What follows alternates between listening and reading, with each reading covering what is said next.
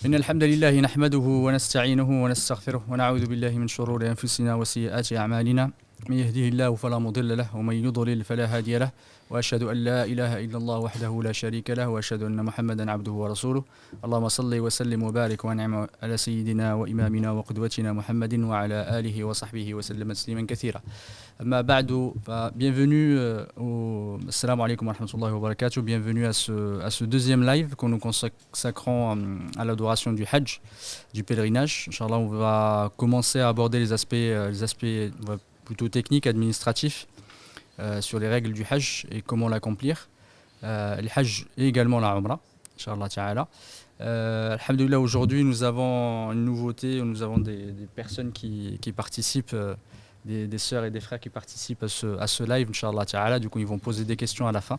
Sœurs et des frères qui ont prévu, Inch'Allah, d'effectuer le pèlerinage, qu'Allah subhanahu wa ta'ala leur facilite et il accepte d'eux. Du coup, Inch'Allah, on va commencer. Barakallahu fik, Cheikh, d'avoir accepté effectivement cette invitation. Je te laisse, Inch'Allah, introduire. Barakallahu fik. Bismillah, alhamdulillah, wa salatu wa salam ala rasulillah. Donc, alhamdulillah, c'est comme on l'a vu la semaine dernière, le Hajj est une bénédiction. C'est une occasion qu'Allah subhanahu wa ta'ala offre après le Ramadan. Si le Ramadan permet, du Ramadan au Ramadan, le pardon des péchés véniels, le Hajj permet le pardon de tous les péchés, les petits comme les grands, les anciens comme les nouveaux. Et donc, c'est l'occasion de symbolique pour se retrouver tous, alhamdulillah, tous les musulmans, nous avons dit, qui symbolisent vraiment l'unité de l'islam, alhamdulillah. Et donc, il y a, comme dans toute adoration, un ensemble de règles à respecter. Et c'est pour cela que ce qui est demandé, effectivement, c'est de respecter ces règles-là. Et dans la mesure où le prophète sallam a été envoyé pour nous montrer comment accomplir ces règles-là. Et parmi ces règles, donc, il y a des choses qui sont des piliers du pèlerinage, donc on va dire arkan, et de la Umrah. Inch'Allah, on le verra dans le détail. Il y a des choses qui, dans chacun des piliers, est obligatoire ou sunnah ou interdit. Donc je pense que c'est dans cet esprit-là qu'on va essayer d'aborder le live de ce jour-là. Peut-être que tu pourras commencer par soit les types de pèlerinage, soit la Umrah. Inch'Allah, aujourd'hui, on va commencer par le Mawaqit, par le début, Inch'Allah ta'ala. En tout cas, sur le premier au début, parce qu'on devait le traiter la semaine dernière, on ne l'avait pas traité, Inch'Allah. En tout cas, on va commencer par ça, et on va parler aussi du Ihram, Inch'Allah ta'ala, si tu le veux bien. En tout cas, en début, Inch'Allah, sur le Mawaqit, si tu veux commencer, Inch'Allah, sur ce sujet-là. Donc, les Mawaqit font partie c'est une condition qui est une obligation du premier pilier, donc est l'ihram. Donc l'ihram, comme le disent les scientifiques, j'appelle les savants, donc c'est l'intention, avant toute chose, l'intention de rentrer donc, dans un état avec les conditions qui l'accompagnent, à savoir, il y a des points d'entrée qui rendent obligatoire donc cet état d'intention. Quand on les dépasse, cela va causer des choses qu'on verra, Inch'Allah. Et il y a également donc une tenue à avoir, le respect d'un certain nombre de choses, d'interdits, etc.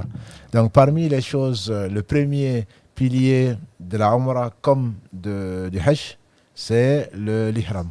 C'est juste avant, parce que j'insiste juste sur le Mawaqit, juste rapidement parce qu'on va passer dessus. Oui. Et après viendra l'ihram, Inch'Allah, on va parler quand tu es dans le miqat, tu es arrivé.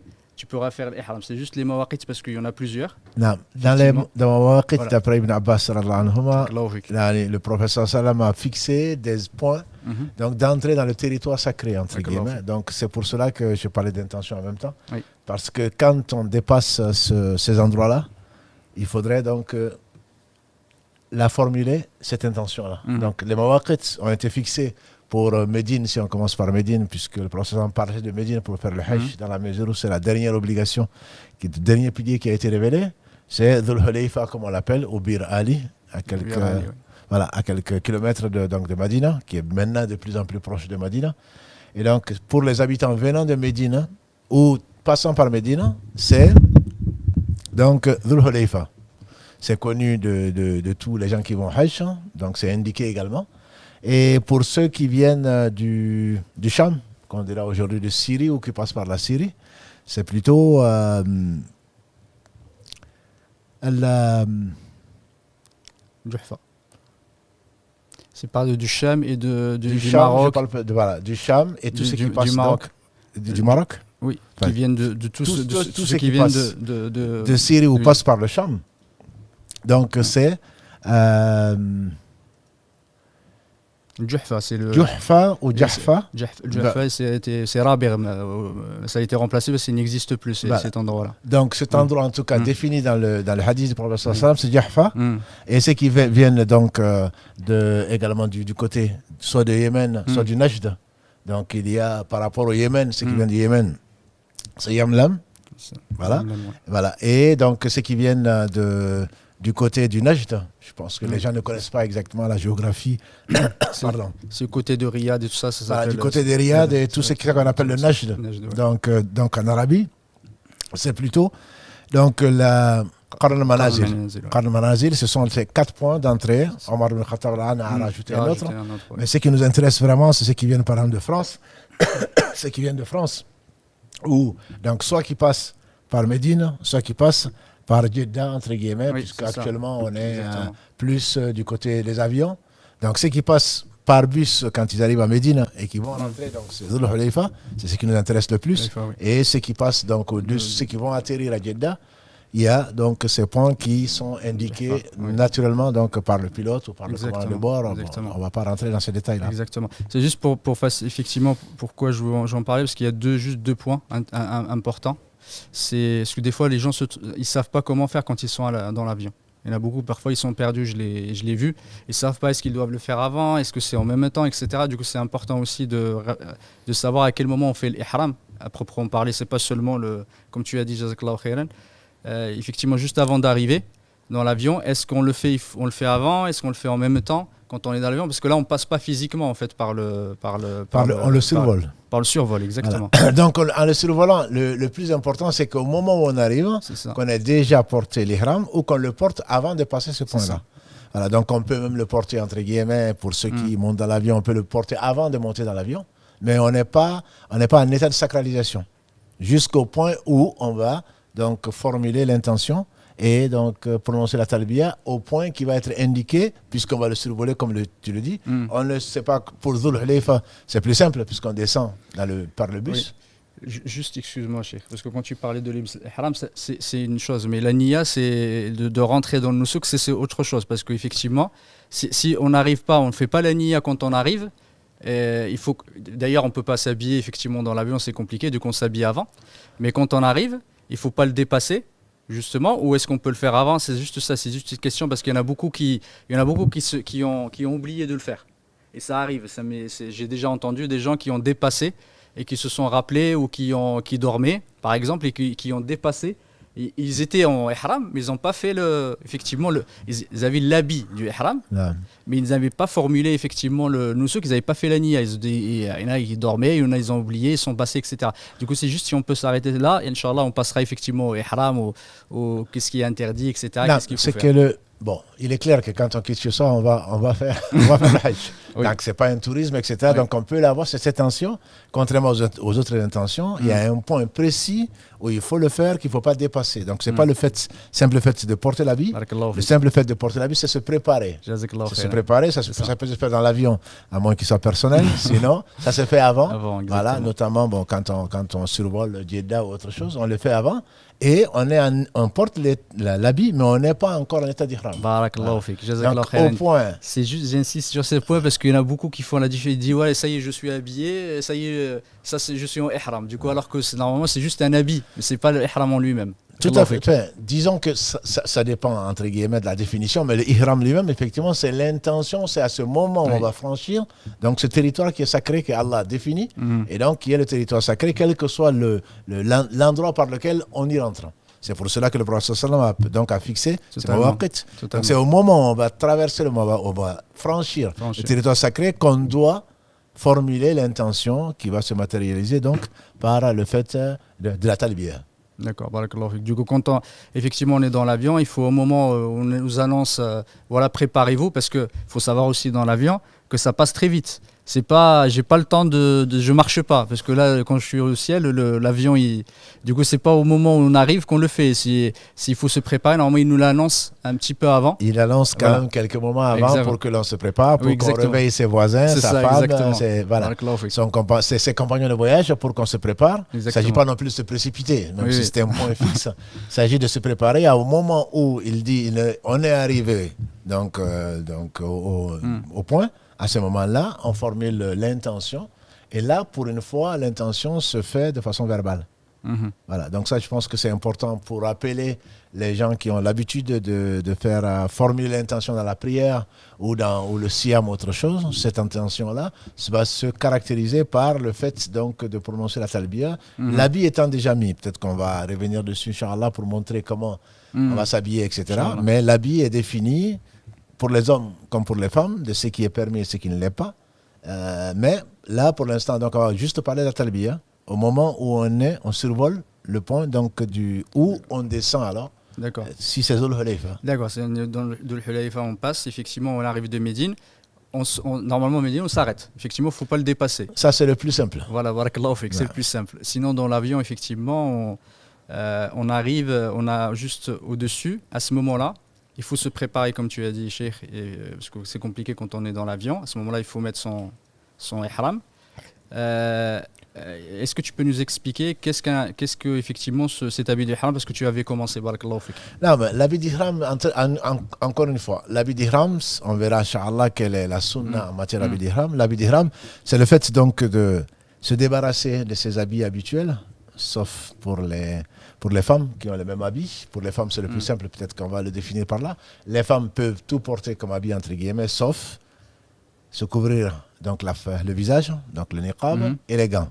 Ça sont deux choses qui sont interdites dans leur habit. Mais leur habit habituel, entre guillemets, on peut le faire, tout en des habits propres et des habits donc, qui ne sont pas, qui remplissent les conditions du hijab en général. Donc il ne s'agit pas d'aller se présenter, c'est ni un défilé de mode, ni autre chose. Non, mais je préfère le dire parce que c'est des millions, même si cette année ce n'est qu'un million.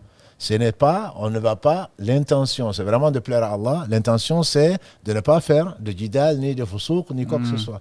Donc c'est d'être la plus discrète possible. Dans le cas des femmes, tout est permis, sauf le fait d'avoir un habit donc, ce qui couvre le visage et les deux mains. Donc le visage et les deux mains sont des choses qui ne font pas partie de l'ihram, que le prophète sallam donc a interdites. Peut-être la semaine dernière, on a parlé de Ibn Baz ou d'autres savants qui disent que ça dépend de comment, autour ou quand on est déjà en ihram, ce qu'on peut faire. Oui. Mais pour les hommes, l'habit donc, ne doit pas être cousu. Ça, c'est l'une des conditions. Dans la sunna, c'est le fait que ce soit des habits. Juste cousu, là, c'est ce que cousu, les gens ils croient que quand il y a un fil, alors que c'est pas ça que disent c'est pas ça qu'entendent les fuqaha. Parce que c'est pas parce qu'on a pris deux morceaux de tissu, qu'on a mis du fil ou qu'il y a du fil quelque chose qui a été cousu, que ça rentre dans ce que disent le ulama al-makhet. Mais c'est pas le makhet, effectivement. Est-ce que tu peux juste nous expliquer ce que c'est vraiment le cousu, ce qu'entendent les ulama par cousu? Pas cousu, parce qu'on le traduit comme ça, mais le ulama, c'est pas dans ce sens-là. Non, l'habit cousu, c'est un habit pas rapiécé, c'est un habit avec différentes parties, donc qui se rassemblent pour donner une forme, pour épouser une forme. Une partie du corps, effectivement. Exactement. Donc, on verra peut-être dans le détail quelle est la sunna en cette matière-là. Donc, quand on l'appelle cousu, c'est que ce n'est pas un habit habituel que l'on va porter, c'est un habit qu'on sait en deux parties, alhamdulillah, qui est la sunna du prophète sallam. Bon, la couleur, on reviendra dessus. C'est un habit donc que l'on doit porter, qui doit forcément couvrir ce qui doit couvrir pour un homme, pour la partie intime. C'est un habit donc qui ne doit pas non plus comporter quoi que ce soit comme habillement couvrant la tête. Oui. Ça fait partie quand même des choses, même si on verra peut-être couvrir la tête ne veut pas dire avoir un parasoleil. Rester sous le soleil. Parapluie, exactement. C'est quelque chose qu'on pose donc, sur la table. Exactement. Sur la tête. Voilà. Donc un habit, on peut porter les chaussures, mais on ne doit pas porter les chaussures donc, qui couvrent la cheville. Voilà. Et là, c'est ces choses qui... Alhamdulillah, on ne va pas faire un défilé de mode. Il y a beaucoup de divergences entre guillemets sur ce qu'on peut. Il y a beaucoup de gens qui spéculent sur ça pour interdire un certain nombre de choses qui sont permises. Mais le prophète a dit qu'on ne doit pas porter des choses qui couvrent la cheville. Donc, soit la cheville est découverte, soit on coupe une partie du soulier, entre guillemets.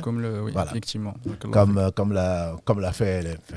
les savants l'ont défini dans des conditions très claires. Rapporté par Ibn Omar, effectivement, de le couper en dessous de la cheville. Ce qui est coupé en dessous de la cheville fait partie des choses qui sont permises. Exactement. Voilà. Donc, ça, c'est l'habit de l'ihram. L'habit l'ihram tout à l'heure tu as dit pour la femme et là c'est pour l'homme effectivement. Là c'est pour l'homme. C'est que c'est pas une question de cousu, après alhamdoulilah on n'a pas ce problème là, mais c'est juste faire attention effectivement de ce qu'on ne doit pas mettre. Justement. Tout à fait. De ce qu'on ne doit pas mettre, une fois qu'on a un habit également d'ihram, ça on verra les interdits, Inch'Allah. Mais l'habit d'ihram est aussi simple que ça. Voilà.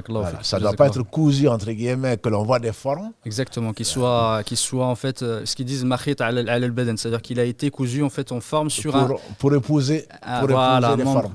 Les formes du corps et les membres du corps. Comme les chemises, les pantalons, les t-shirts, etc. Tout ça, effectivement, fait partie, même si le t-shirt n'est pas cousu. Je pense qu'on appelle ça des vêtements. Exactement. Même si on appelle ça, nous, des cousus, puisque c'est comme ça que c'est traduit. Exactement. Mais c'est des choses qu'on ne doit pas porter, que ce soit une djellaba, que ce soit une chemise, que ce soit un pantalon.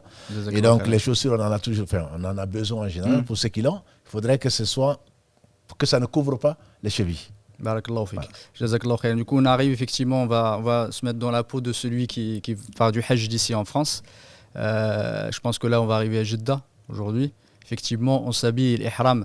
Soit on peut le faire dans l'avion, soit on le fait avant. Pourquoi on le fait? C'est une obligation, c'est juste que c'est compliqué d'arriver quand on est dans l'avion, effectivement, de le faire en même temps. Quand on s'arrête, c'est plus facile, effectivement, de se préparer.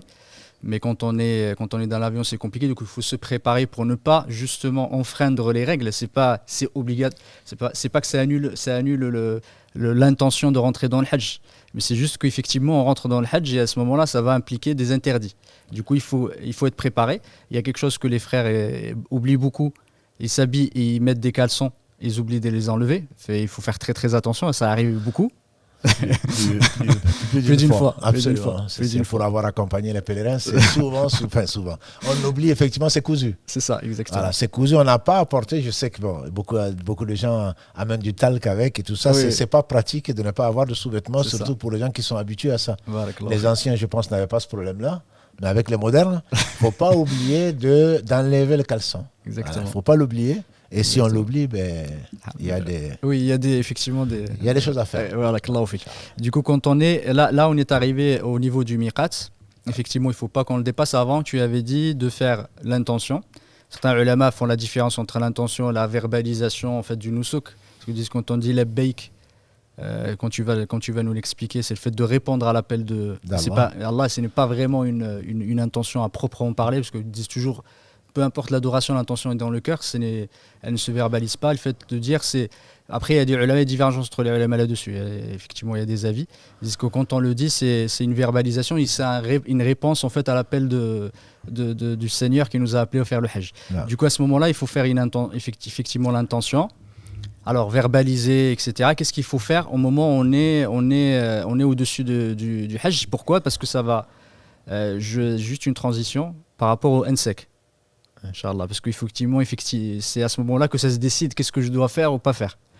Ah. L'intention, de toute façon, il n'y a pas d'acte sans intention. C'est comme l'a dit le professeur. Donc, ce n'est pas la peine de philosopher, entre guillemets. Il y a une amal bin-niyat. Quel que soit l'acte, il n'y a pas un acte gratuit ou alors on n'est pas responsable. Auquel cas, voilà, ça ne compte pas. Donc, il y a une intention qui est dans le domaine du cœur. Maintenant, c'est accompagné au niveau du point d'entrée. C'est la baïk, Allahumma la baïk. C'est donc me voici, oh Allah me voici. Donc on répond à l'appel d'Allah subhanahu wa ta'ala qui a ordonné à Ibrahim alayhi salatu salam d'appeler au pèlerinage. Donc me voici la baïk.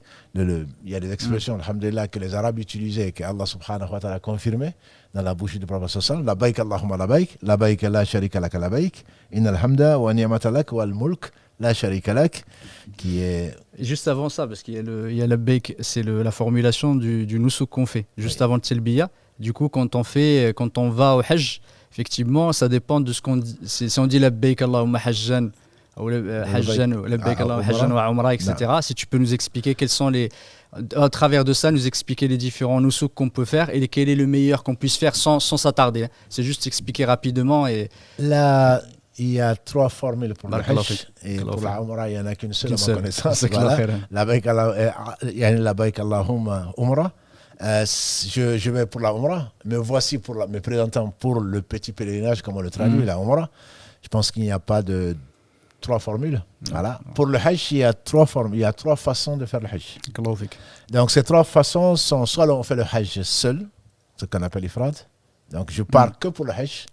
Et généralement, c'est soit les habitants de la Mecque, en tout cas ceux qui ont la possibilité de le faire plusieurs fois ou autre chose.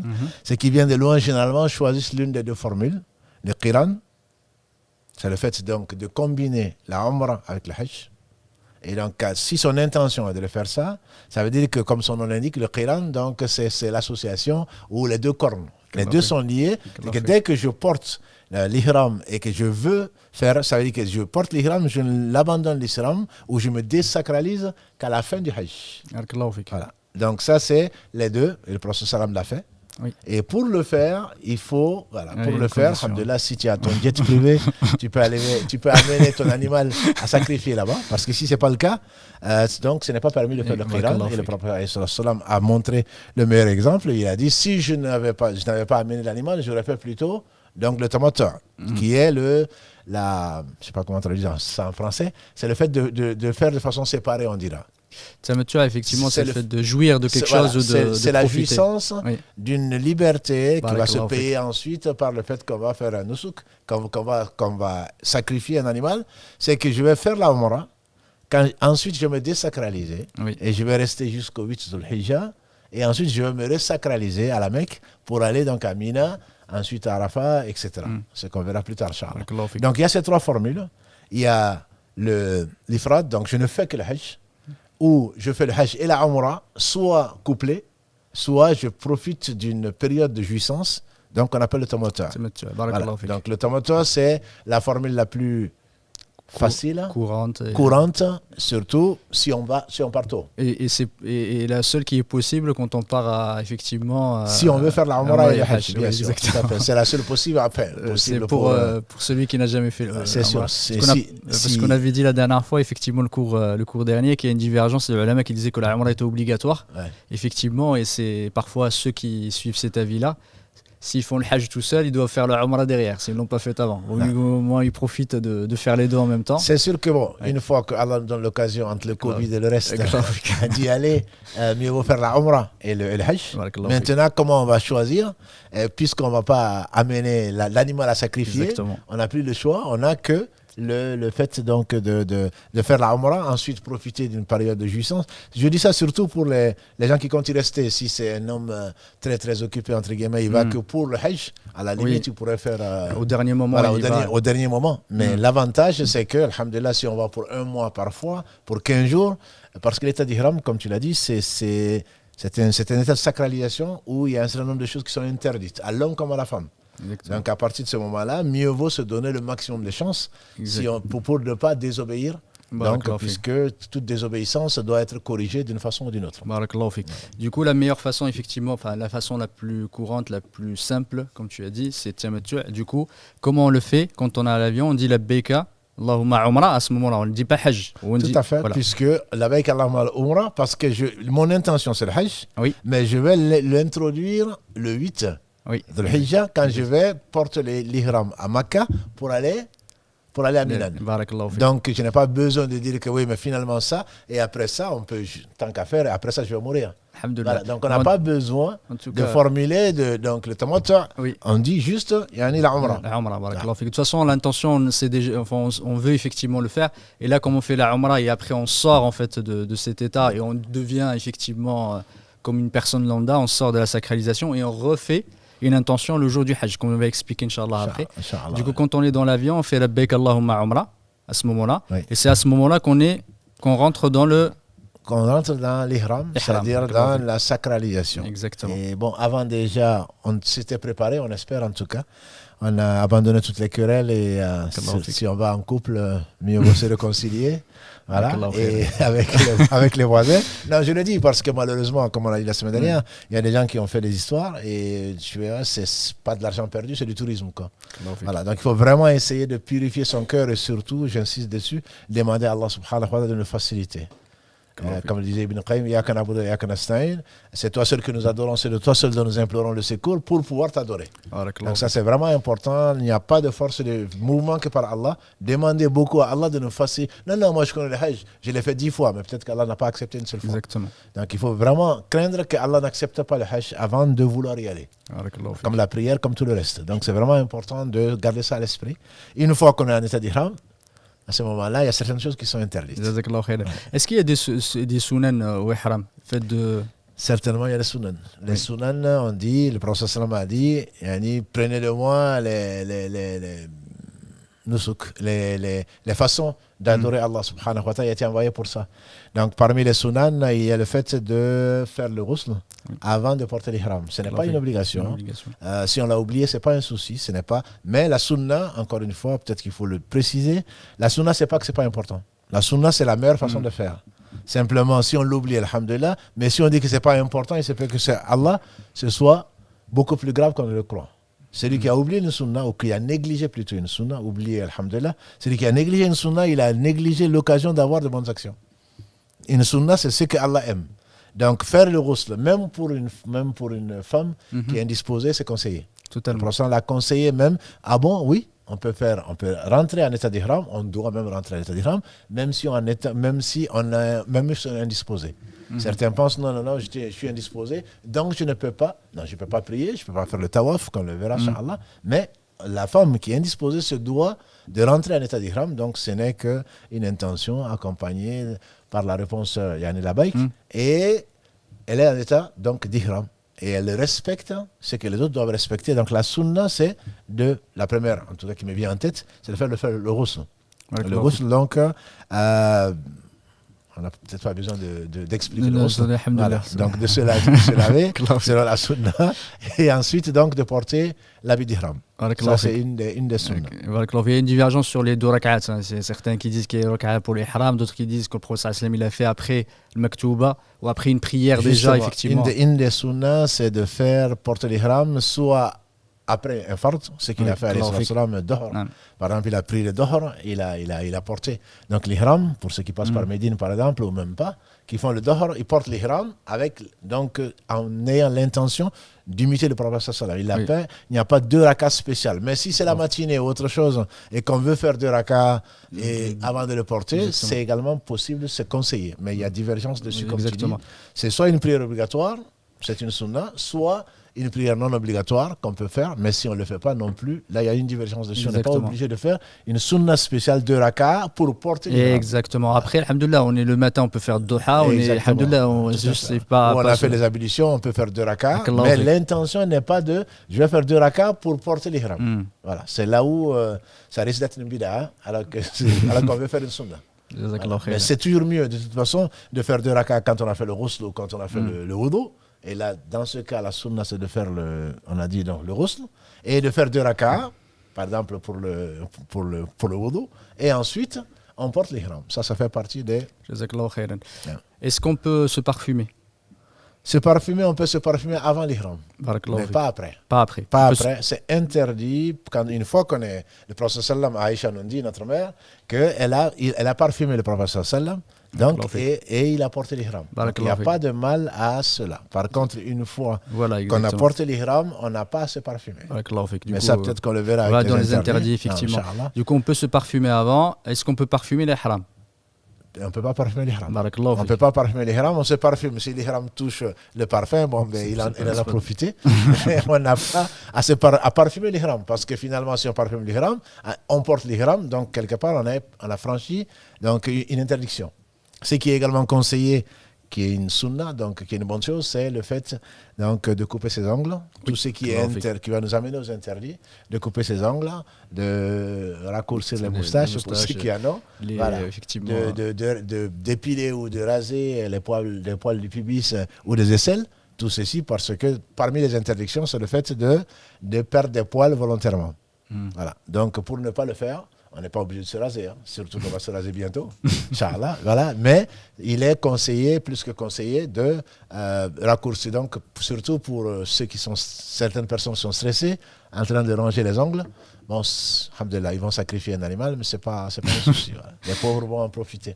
Donc, tout ce qui, on se nettoie, on s'embellit presque, je dirais, dans le sens de, comme ce qui est conseillé en temps normal, je rappelle à nos auditeurs, que au moins tous les 40 jours, il est conseillé, il est sunna, yani de ne pas dépasser les 40 jours. De ne pas dépasser, au moins tous les 40 jours, voilà, au plus, je ne sais pas comment on appelle ça. En tout cas, maximum 40 jours, voilà, de se couper les ongles, etc., de se raser ou de s'épiler les poils du pubis et les aisselles. Donc là, on le fait spécialement justement pour ne pas avoir besoin de le faire. Du coup, l'ihram avant le miqat, l'ihram, c'est pas le mettre le ihram, mais effectivement de faire le ihram, sacralisation comme tu nous expliquais. Avant, c'est permis, on peut le faire, enfin ça passe, mais c'est déconseillé. Un hadith du prophète, un hadith de sahaba effectivement qui est venu voir Sobl Anas, lui avait demandé qu'il le faisait bien avant. En fait, il faisait à Médine. Ouais. Effectivement, il lui a dit Anas, il lui a dit ce n'est pas permis. Et là, il lui a dit mais comme ça, au moins, je rajoute un petit peu plus, effectivement, parce que ça me permet d'être de la sacralisation. C'est pas grave, j'attends pas de Hulayfa pour le faire, je le fais à côté Et là, il lui a dit quel affront que de vouloir de se dire, de supposer que le prophète alayhi salatu wassalam, il y avait un bien de ce que tu vas faire que le prophète alayhi salatu wassalam a négligé. Effectivement, quand tu parlais tout à l'heure d'innovation de bid'a, le fait de se dire oui, je vais le faire avant, comme ça au moins, je vais me rajouter un peu plus. Ou je vais peut-être faire éviter quelque chose, etc. Ce n'est pas une sunna que de le faire avant. C'est très très bonne remarque. On fait dire également à l'imam Malik, à quelqu'un qui voulait prendre l'ihram à Madina, il dit ne le fais pas. Il dit mais où est le mal? Il dit je crains pour toi une fitna. Celui qui peut penser un seul instant, je dis penser, pas que ça traverse l'esprit. Celui qui pense un seul instant qui va rajouter quelque chose à ce que le prophète a fait, c'est que soit il est meilleur que lui, soit alors le prophète aurait oublié de faire du bien. Donc il faut vraiment ne pas s'imposer comme tous ceux qui attendent que la nuit soit complètement noire pour couper le jeûne. Oui. Le prophète m'a dit, nous les prophètes, on nous a ordonné, les prophètes, donc les meilleurs des hommes, on nous a ordonné de rompre le jeûne le plus tôt possible, de retarder le suhoor et de mettre la droite sur la gauche. Donc pour dire que la sunna, on prend du prophète sallam, comment c'est qu'Allah aime. Il ne s'agit pas de non, moi je vais le faire en quittant Toulouse. Voilà, par exemple, comme ça, je vais m'imposer ça et je vais me rapprocher d'Allah au travers de cet acte, certainement pas. Ça ne peut que repousser les gens. Exactement. Jazakallahu khairan wa barakallahu fik. Effectivement, on a parlé de l'ihram. Parmi les sunan, peut-être pour le terminer, parmi les sunan, il y a le fait de multiplier, une fois qu'on a porté l'ihram, de multiplier la talbiya. La talbiya, exactement. Voilà, donc la talbiya, ce n'est pas, je l'ai fait, ça y est, je suis administrativement, mais la talbiya, c'est quand on monte dans une voiture, quand on descend, quand on rencontre les pèlerins. C'est chaque fois qu'on se rappelle, la talbiya, on l'a fait, labaik Allahumma labaik, labaik la sharika laka labaik, jusqu'à la fin, innal hamda wa ni'mata laka wal mulk, la sharika la, le répéter le plus tôt possible, le plus possible, sans, pas à tue-tête bien sûr, non plus, mais à voix haute pour les hommes et à voix basse pour les femmes, sauf si elles sont entre elles. Exactement. Donc, tant qu'on est en état d'ihram, c'est conseillé. Et également, une autre sunna, c'est de prier, bien sûr, sur le prophète sallallahu alayhi wa sallam. Ça, c'est un moment en plus, donc supplémentaire. On sait que celui qui prie sur le prophète sallam, Allah prie 10 fois sur lui. Donc, multiplier la prière sur le prophète sallam, comme on le ferait, on devrait le faire tout le temps d'ailleurs. Mais bon, Shaitan nous fait oublier. Multiplier la prière sur le prophète sallam et également sunna de faire le dua, le dua après la talbiya. Donc ne nous oubliez pas, Inch'Allah, si Allah veut que vous ne nous oubliez pas, au moins ce live, si vous y pensez, Inch'Allah, de prier pour nous, parce que celui qui loue Allah, et la baïk, Allahumma la baïk, ça fait partie donc, des formules de dhikr, et qui prie sur le prophète sallam, le dua qu'il fait après, il se peut que Allah l'accepte. Donc, ne négligez pas de multiplier donc, la prière sur le prophète sallam. Et on dit que, alayhi salatu wassalam, demandait, bien que ça lui était assuré, après ça, le paradis. C'était le dua le plus complet que nous connaissons, et le plus facile. Donc, demandez ça et demandez la protection contre l'enfer. Ça, c'est le plus simple et c'est venu dans la sunna qu'il est bon de rassembler tous les doigts dans celui-là ou dans d'autres. Demander à Allah le paradis, c'est ce qu'on cherche tous, comme le bédouin. Demander la protection à Allah contre l'enfer fait partie de la sincérité de la foi. Du coup, la talbiya commence au moment du ihram. On ne la fait pas avant, on ne commence pas avant. Quand on monte dans l'avion à Paris, on commence à faire la talbiya. C'est avec maintenant les portables et les vidéos pour montrer qu'on est parti au Hajj. Là, il faut vraiment faire attention.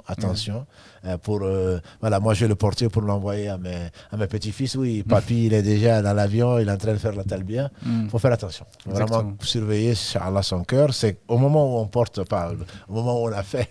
Donc, on est passé par le miqat. À ce moment-là, on fait la talbiya. Il ne faut pas non plus réveiller les gens qui dorment. C'est pas... On est dans l'avion, on peut le faire doucement. Alhamdoulilah, si on est avec d'autres, alhamdoulilah. S'ils veulent dormir, moi je ne les réveillerai pas. Mais bon, on peut le faire doucement. Je veux dire, c'est pas à tue-tête. Exactement. Comme le prophète sallallahu alayhi wa sallam le faisait. C'est qui le faisait à voix haute. Il dit celui que vous invoquez n'est pas loin. Il est proche, Allah subhanahu wa ta'ala. N'élevez pas trop la voix. Donc ça fait partie aussi du adab, ne serait-ce que vis-à-vis d'Allah. Oui, il ne faut pas hurler non plus. Voilà, il ne faut pas hurler, c'est ça que je voulais dire. C'est pas, quand je dis tue-tête, il ne faut pas hurler ni dans l'avion, ni en dehors de l'avion. Mais le fait de voir des gens en ihram, ça te rappelle, c'est un rappel. Ça te rappelle Allah, tu dois faire des écrans, ce n'est que du bien. Sans pour autant, bien entendu, se montrer ou... c'est une des sunnas les plus importantes, effectivement, de Talbiya, c'est important, et surtout que c'est quelque chose qu'on fait c'est pas en groupe, parce que le fait de le faire d'une même voix en groupe, c'est pas une sunna du prophète alayhi salam, mais les sahaba, chacun il le faisait dans son coin, etc. Ils étaient ensemble, et c'était une sunna effectivement que le prophète alayhi salam nous a recommandé, fortement recommandé. C'est aussi vrai pour la lecture du Coran, c'est aussi vrai pour autre chose tant qu'on y est, et même dans les tentes à Mina. Le fait d'entendre quelqu'un dire labbaik Allahumma labbaik, ça te rappelle que tu dois te rappeler Allah. Donc ça ne fait que te rappeler, et ça te donne l'occasion de multiplier les invocations. Voilà. Mais il ne faut pas le faire en groupe, non. On le fait souvent, on l'entend souvent dans les anachides et le reste, ce n'est pas ça la sunna. Exactement. En fait, de le faire en groupe, effectivement, tous le fassent, mais qu'ils ne le fassent pas d'une seule voix, etc. En tout cas, barakallahu fik. Et on a parlé de la talbiya, on a parlé effectivement de tamtu'. Là, on va parler pour moi, des interdits du ihram. Si tu peux en parler, Inch'Allah, parce que dès le moment où on est rentré, il y a la sunna effectivement de la talbiya qui est importante, qui est on va dire un symbole ou comment disent les Arabes, un shi'ar. C'est une façon d'exprimer. Exactement. Et effectivement, à ce moment-là, il y a des interdits. À ce moment-là, qui commence jusqu'à la fin de la Umrah. Quand on a terminé la Umrah, il y a une façon aussi d'arrêter qu'on verra plus tard. Mais aujourd'hui, quels sont, barakallahu fik, les interdits? Tu as parlé tout à l'heure des interdits moraux qui n'impliquent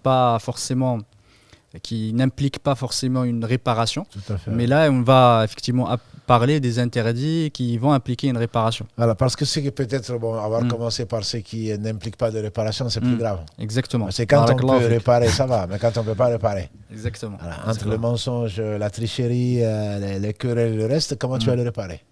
Alors, tu as dépensé et puis tu reviens, tu dis l'istighfar, c'est tout ce qui reste à faire, sincère. Oui. Donc, il faut vraiment éviter. Et ensuite, donc, ce qui est interdit, il y a le fait, par exemple, on va commencer par le haut, le fait de se couvrir la tête. Voilà, donc, le fait de se couvrir la tête avec, on ne parle pas du hijab, les femmes doivent le faire. Donc, c'est pas ça, c'est une obligation.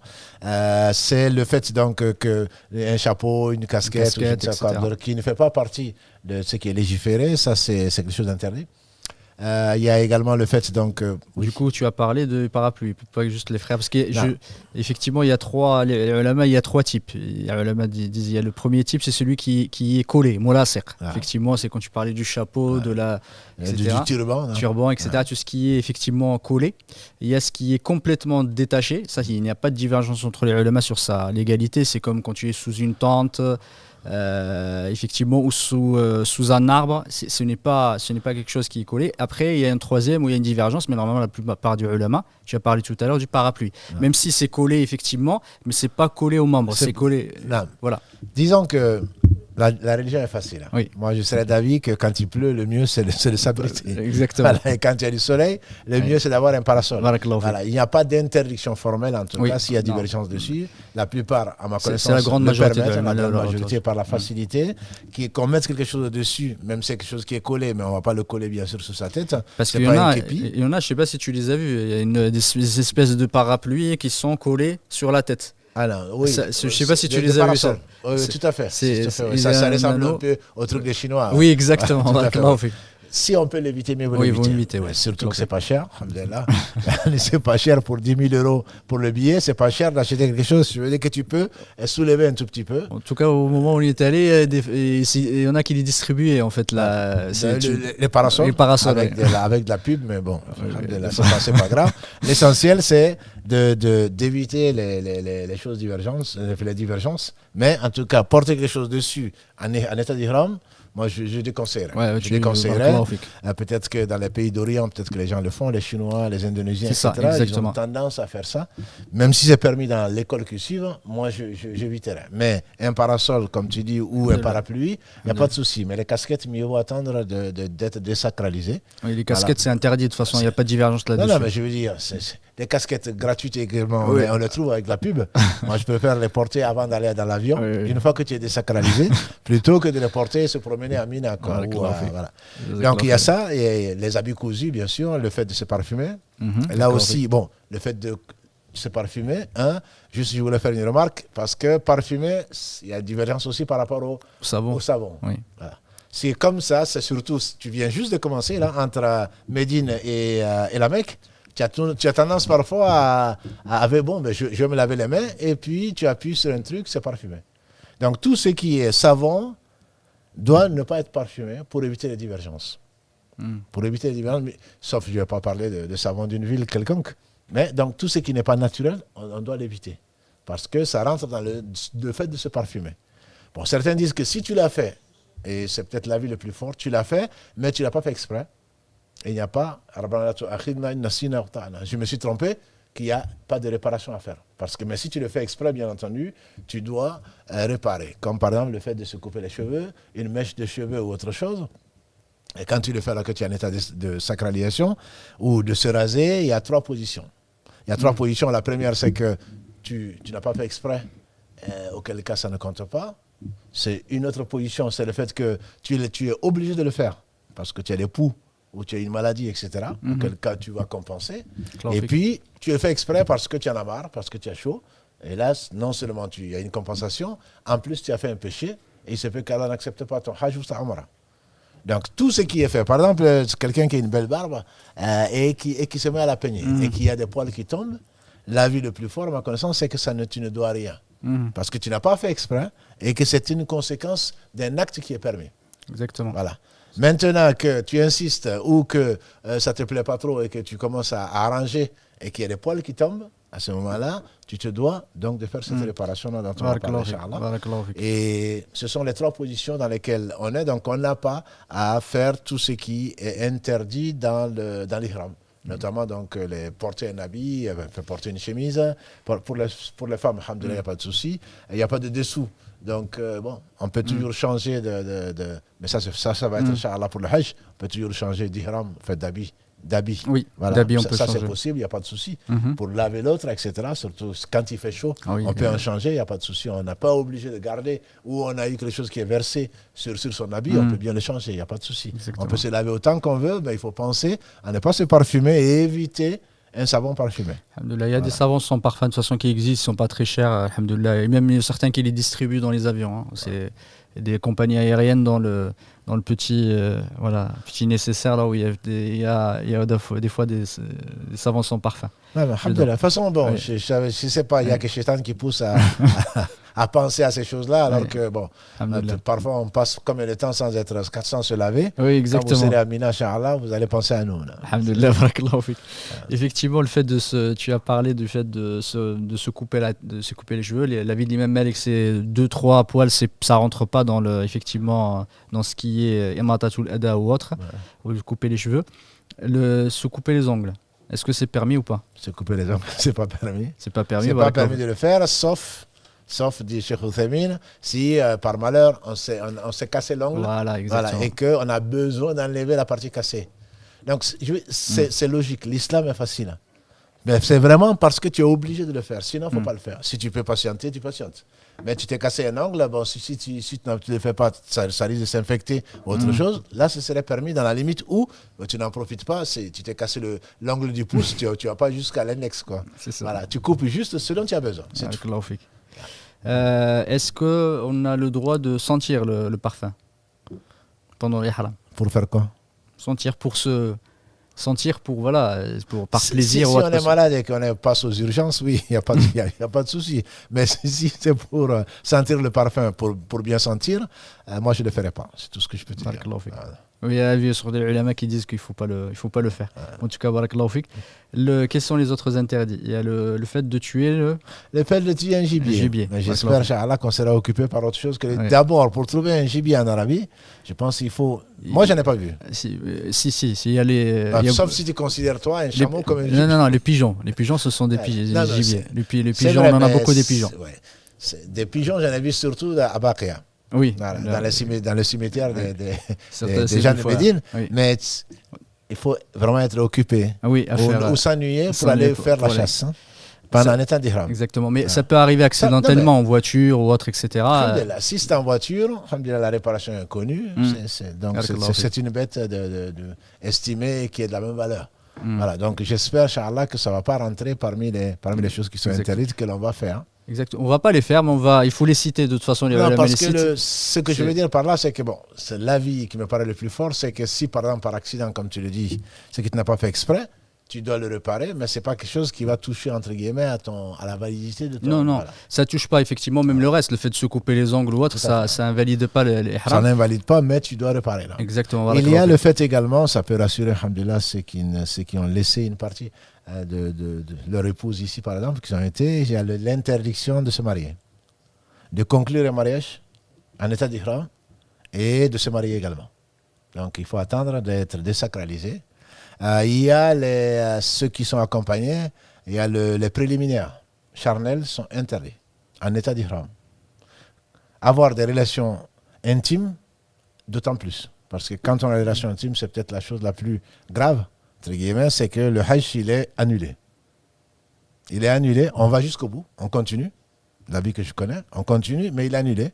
Et en plus, on doit compenser, si ma mémoire est bonne, par un chameau, si on peut. Voilà. Donc c'est formellement interdit. Et si le mariage est conclu, le mariage n'est pas valable non plus, puisqu'il est interdit de le faire. Même si Allah vérifie. Quand les préliminaires et le reste, encore une fois, c'est la piété qui est recherchée. On fait des milliers de kilomètres dans votre cas. Ceux qui sont à la Mecque ou ailleurs, ils n'en font pas, mais je veux dire, c'est pour une période déterminée, courte, et Allah t'éprouve. Donc, il ne faut pas se rapprocher de l'interdit tout simplement parce qu'Allah n'a besoin de rien. Et si on le fait, ça risque d'invalider. De toute façon, c'est Allah qui accepte. Même si théoriquement on compense, il se fait qu'Allah n'accepte pas. Donc, c'est qu'on va chercher à savoir le pardon de tous les péchés, l'agrément d'Allah et ensuite le pardon de tous les péchés. Effectivement, je reviens juste sur le fait il y a tué effectivement le gibier. Il y a c'est différent. Il y a la différence entre tuer et entre chasser. Effectivement, il y a le tuer le gibier, il y a chasser le gibier. Ça n'implique pas de tuer des animaux qui ne sont pas des gibiers. Ouais. Parce que si on tue effectivement un insecte ou autre, il y a le hadith du prophète d'ailleurs sur les 5 effectivement qu'on peut tuer à la fois en état d'ihram ou pas. C'est-à-dire que c'est pas parce qu'on a tué un animal que forcément on est obligé de réparer. Tout à fait. Non. Un lézard. Surtout on se retrouve si on se retrouve avec un serpent sur sa route et bon, il prend son chemin, on le laisse passer. Surtout quand on est en état d'ihram. Mais si un serpent fonce directement sur la personne, on peut comprendre que même si elle veut compenser, qu'elle ne fasse pas. Mais là, alhamdoulilah, il n'y a pas de compensation. Il n'y a que les gibiers, ça veut dire ceux qui peuvent être mangés, effectivement, pas les prédateurs et ceux qui ne sont pas destinés à être mangés. Tu as parlé effectivement tout à l'heure de l'interdiction pour la femme de porter le niqab et de porter les gants, c'est ça, c'est interdit. Ouais. Effectivement, il y a la divergence sur le fait de se couvrir le visage.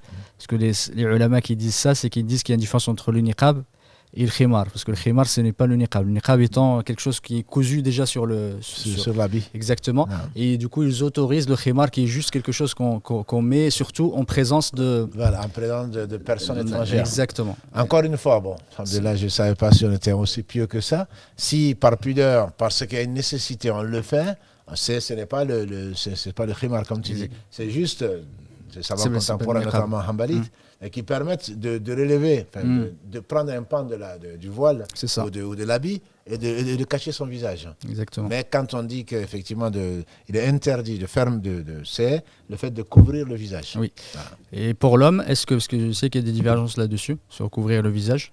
La m'a dit que la tête et pas le visage, parce qu'effectivement, il y a des avis. Est-ce qu'on peut se couvrir le visage pour l'homme? Se couvrir le visage, je ne connais pas la permission. Moi, je ne connais pas la permission de se couvrir le visage. Je ne sais pas en quelles circonstances. Encore une fois, bon, c'est si on dort. Ça arrive quand on dort, par exemple. Voilà, si on dort, de toute façon, on est déchargé. Oui. Premièrement. Je sais qu'il peut neiger, je sais qu'il peut faire froid. C'est pas ces périodes-là, mais si on dort, c'est possible de se couvrir le visage pour certains. Voilà. Oui. Mais j'éviterai. Oui, le sac de couchage, par exemple, c'est pas quelque chose qui pose problème. Voilà, puisque c'est pas, même s'il arrive, par exemple, que je ne sais pas, en dormant, que l'habit ou autre chose couvre le visage, ça c'est pas un souci, ça devient une couverture.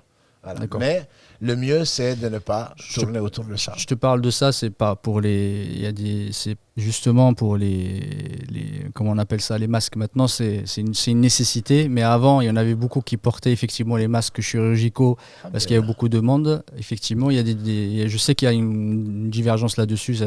L'avis de Cheikh Ibn Baz et Cheikh Shenqaïta, c'est l'interdiction, mais la plupart des ulama ne l'interdisent pas forcément parce que pour eux la tête n'est pas le visage. Voilà. Mais est-ce que pour toi, est-ce que c'est permis de le faire maintenant que le Covid effectivement arrive, mais est-ce que quelqu'un qui porte un masque a la possibilité de le faire? Mais il y en a beaucoup qui le font, même en dehors du Covid. Absolument. Non, mais le masque, si c'est nécessaire, à ma connaissance, c'est nécessaire, tu peux le faire. Et si tu es contaminant, tu es contaminé, tu es... contagieux. Si tu es contagieux, ça te devient presque une obligation. Ah bon, pour tes lunettes aussi, tu peux le faire, il n'y a pas de souci. Les lunettes ne font pas partie des choses qui sont interdites. Si c'est lunettes de soleil ou pas, il n'y a pas de souci. Ça, on peut le faire aussi. La montre? La montre ne pose pas de problème.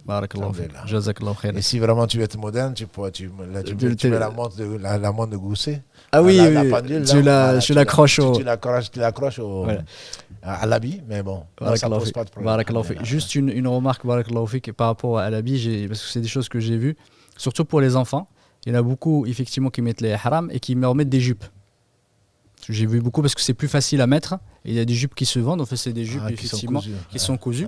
Et est-ce que ça, c'est des choses qui sont permises ou pas? Même si c'est pour un enfant, il est en état des haram. Effectivement, s'il rend les haram, c'est celui qui normalement il faut qu'il paye. Parce qu'effectivement, est-ce que c'est des choses qui sont permises ou pas? Moi, je n'ai pas vu la permission. Je n'ai pas vu la permission de porter une jupe à la place de l'ihram. Maintenant, bon, la sunna parmi les sunnahs qu'on n'a pas dit, peut-être on en parlera la semaine prochaine, c'est la sunna pour les hommes le rida et le izar. Oui. Donc c'est ce qu'a fait le prophète sallam, cette façon de faire, qu'on montrera probablement la semaine prochaine, Inch'Allah, que l'on trouve, qui est facile à faire et qui est permise, c'est ce que l'on fait. Le blanc est également une sunna, même si ce n'est pas une obligation, puisqu'on va voir tous les hommes habillés en blanc de ces deux pièces d'étoffe, mais ce n'est pas non plus une obligation. Ce n'est pas une sunna proprement parlée pour l'ihram, mais c'est une sunna générale pour les habits. Ouais, et pour le linceul aussi. Voilà, tout ça, c'est qu'on se fait. On dira mustahab peut-être si on veut. Et surtout, ne pas se distinguer des autres aussi. Tous les pèlerins, tous les pèlerins s'habillent en blanc, toi tu vas te mettre en rose. Mais pour un homme, ça fait bizarre. Et en plus de ça, je veux dire, tu te distingues des autres. Ça, ce n'est pas quelque chose qui est permis dans l'islam. En tout cas, je pense qu'on a terminé sur les interdits du ihram. On a parlé du ihram, ce qu'il faut faire, etc. On a vu les interdits. Inch'Allah ta'ala, on va commencer la semaine prochaine par effectivement le fait de rentrer à la Mecque pour ceux, Inch'Allah, qui vont faire la Umrah en premier, qu'est-ce qu'il faut faire, etc. On rentrera vraiment dans le tawaf, effectivement, ce qu'on doit faire pour la Umrah, etc. Inch'Allah ta'ala. Là, on va passer aux questions. Je ne sais pas s'il y a des questions. Inch'Allah, assalamu alaikum, barakallahu fikum pour ces échanges.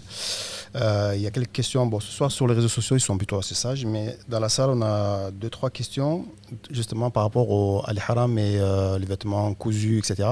Il y a aussi le fait, les bandoulières, tout ce qui est sacoche, ceinture, qui sont en vente là-bas, notamment pour mettre ses affaires personnelles.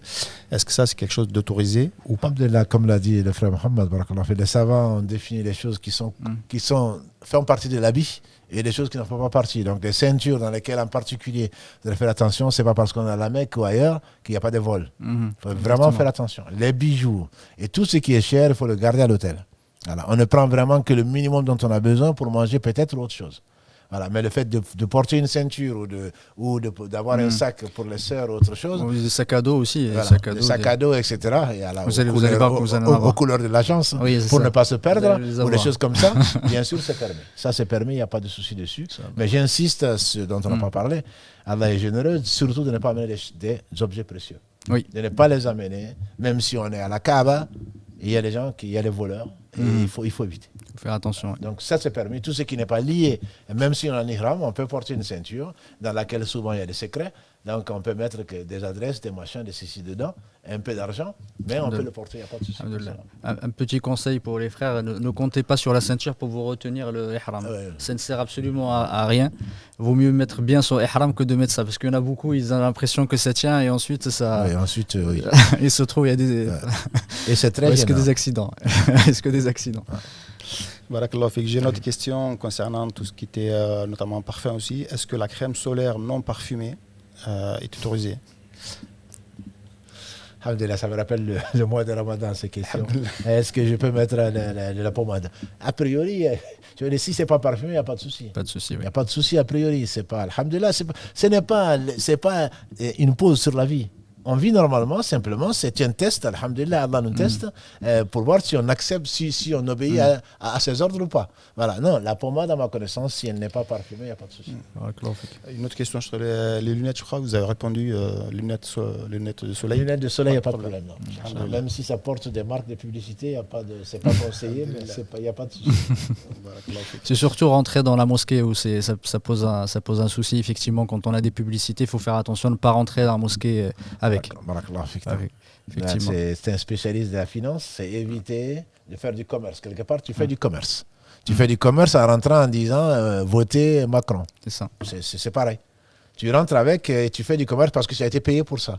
Et donc là, ça fait du commerce. Non, je ne fais pas de commerce, je le porte sur le dos, bien sûr. Non, là, s'il y a de la publicité derrière, non, il peut, c'est pas un souci. S'il peut poser une question.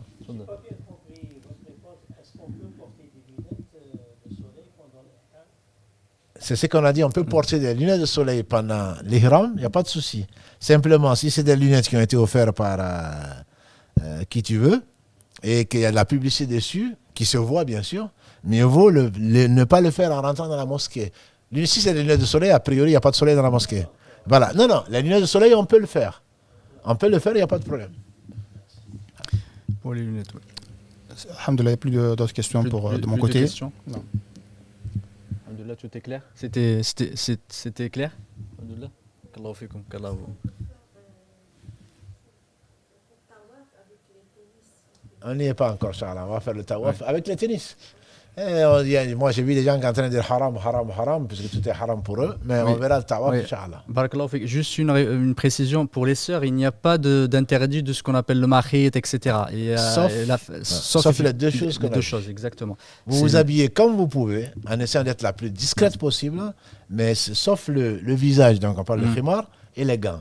Le niqab, c'est le niqab. Le niqab plutôt. Le niqab et les gants, c'est tout. Après les chaussures, il n'y a pas de problème. Simplement, certains vont vous dire enlevez les chaussures parce qu'on est en train de faire le tawaf. Il n'y a rien d'écrit, ça ce sont des passions d'ignorants dessus. Je ne connais même pas de divergence dessus. Non, alhamdoulilah. En tout cas, barakallahu fikum. En tout cas, on a bien précisé pour les femmes, à part ces deux-là, il n'y a rien. Elles peuvent s'habiller comme elles s'habillent, alhamdoulilah, en étant les habits d'une femme musulmane. Normalement, effectivement, fera la différence. La plupart des interdits sont plutôt les interdits relatifs pour les hommes. Alhamdulillah, pour une fois. Pour une fois, oui. Alhamdulillah. Barakallahu fik. En tout cas, jazakumullah khair, on est arrivé à la fin de ce live très intéressant. Jazakallahu khairan Cheikh pour tes explications. سبحانك اللهم وبحمدك اشهد ان لا اله الا انت استغفرك واتوب اليك. سبحان ربك رب العزة عما يصفون وسلام على المرسلين والحمد لله رب العالمين. بارك الله فيكم.